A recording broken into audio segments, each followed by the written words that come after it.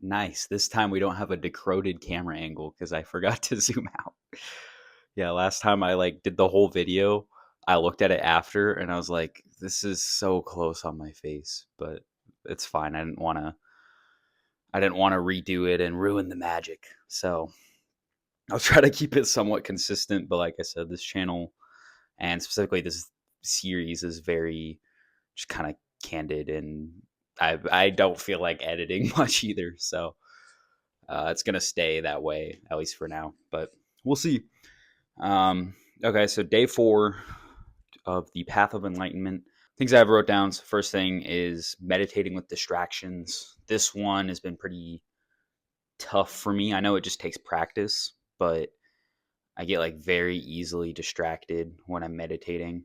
I have started just letting outside noises happen. Like, let's say they're doing construction, or there's, well, birds never really distract me, but I'm like able to accept more distractions and still complete the process now than I used to be. Before, if anything came up, it would kind of get me, but now there's still, maybe I hear like my roommates talking, there's a conversation, and then it's like a lot harder for me to meditate. So meditating with distractions, I think, is like a really important skill to learn, especially if you're meditating in very noisy and hectic environments, because that's going to have to happen at some point. So you're just, daily thing. And let's say you're traveling and there's literally no time that you have to yourself. You're going to have to do it in public and stuff like that. And they even talked about meditating in public in my waking up lesson for today, which is pretty cool. I think I want to try that maybe tomorrow or the day after. It's basically just talking about meditating with your eyes open and just kind of watching life happen. It's much more, I guess, opening than doing it in privacy, because you just do get to genuinely see life happen and see people going about their day and nature unfolding and stuff like that. So I think I want to try that soon. Next one was contribution to others. This one I've really been thinking about lately, and actually really makes me happy. So kind of the shift from selfishness to selflessness. I've been thinking more about how I can contribute to other people's lives and help them without expectation of anything in return, and it's just so nice. Like today I started training a guy because he's working on my car, and he wants a personal trainer because he's trying to go into the military. And just leaving that interaction, like after training him and getting him started on the process, it fulfilled me so much. Like I was genuinely concerning myself with like getting this guy to where he wants to be. Like in my head, I was making his goals my goals. I was like, I want this guy to succeed. I want to see him happy.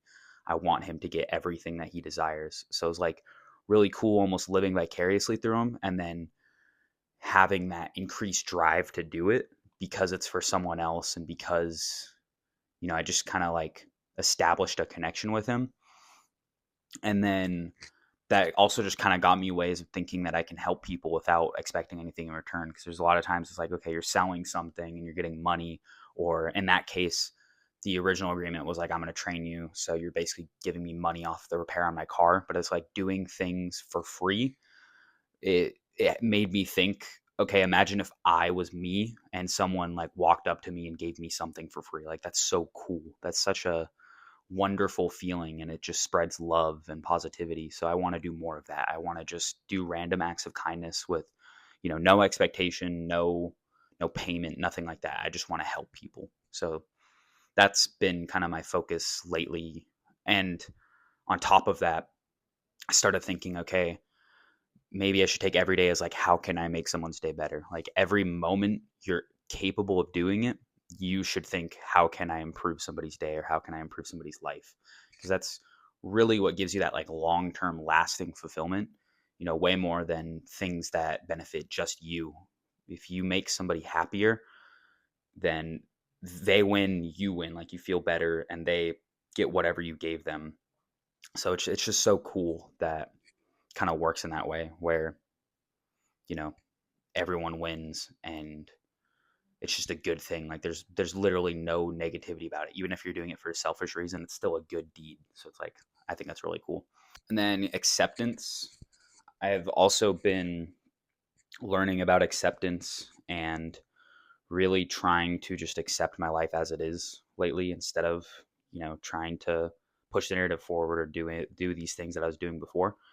And it's tough because, like I said, and I think my like first one or one of my other videos, it's like I've been living 20 years of do this thing, put in effort that equals results, do these things and you get stuff and blah blah blah. So it's like I'm really just trying to let it happen, accept things, accept the good, accept the bad, and try to kind of practice. I haven't fully delved into the law of detachment yet, but try to detach myself from the feelings of positivity and the feelings of negativity and really practice that, because I know that's a big part, or at least I've cemented that as a big part of what I've learned recently that leads to more good things happening in life, I suppose. So yeah, I think like acceptance is really important because the more you fight against the stream, the more it tries to drown you.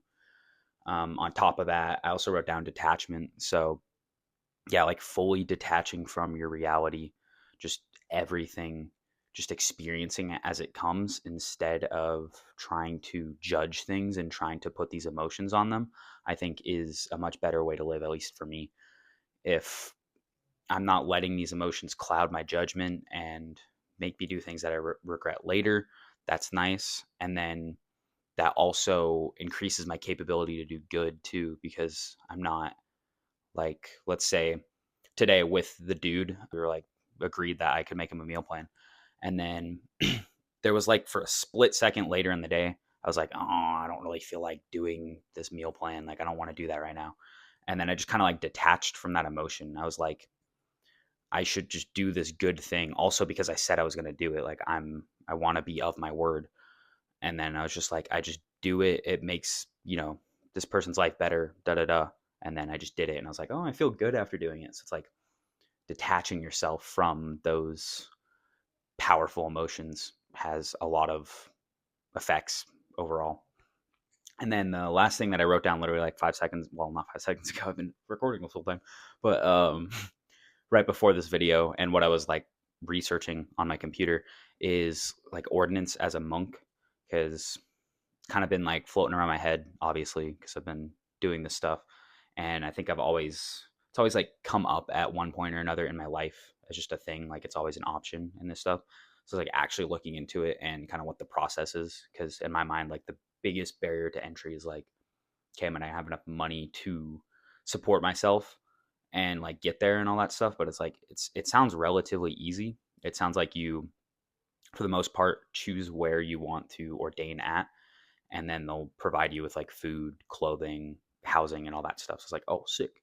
But then I kind of like did a little more digging and really thought about it. And I think I made the decision I will most likely do it in the future. But right now, I think it is really important for me to practice on my own for not really giving myself a time period. It's probably going to be a while. My guess would be like hopefully at least 6 months, just to make sure that like I do truly stick with this and kind of come to some of my own conclusions and just get get my own like ideas and my own expertise with it. Like obviously the point of going to ordain is to learn and to immerse yourself in the culture, but I do also want to learn these things at face value and kind of see what I can discover on my own and really just make sure that I do want to do it, because there's been like hundreds of times before in my life where I'm like, this thing is really cool. I really want to devote my whole life to it. And then come the next week, I'm just like, nah, I don't really want to do it. So it's like this, I'm not even going to say this feels different. This is different. I know this is different because like I felt it in my soul and my mind and all that. But I need to stick with it and I need to practice on my own, because it's like if I go and ordain for, I don't know, like 2 months, but then I'm just kind of like going through the motions. I'm like, I can't wait to get back to my regular life. Then it's like, what did I learn? Like I'm just reverting back to my old self. So I'm really going to practice on my own, really take it seriously, do the things that these monks do, and make sure that I'm doing it for the right reasons before I do go out and like make a fool of myself and do it, which doesn't matter. I need to do like part of it myself, and make sure that I'm capable of following through with it.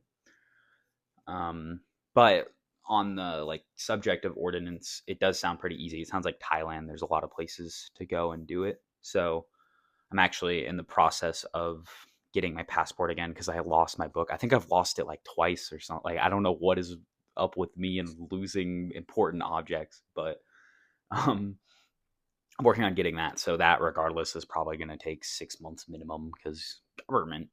But I'm working on that, and I do still want to really kind of test everything I've learned. Like I said, the big life change. Um, I'll probably talk about that. I think I'll talk about that in the next one. Watch part 5 if you want to hear about my cool big life change. But other than that, yeah, pretty chill day. I enjoyed my day off. So another day in paradise. I'll see you tomorrow.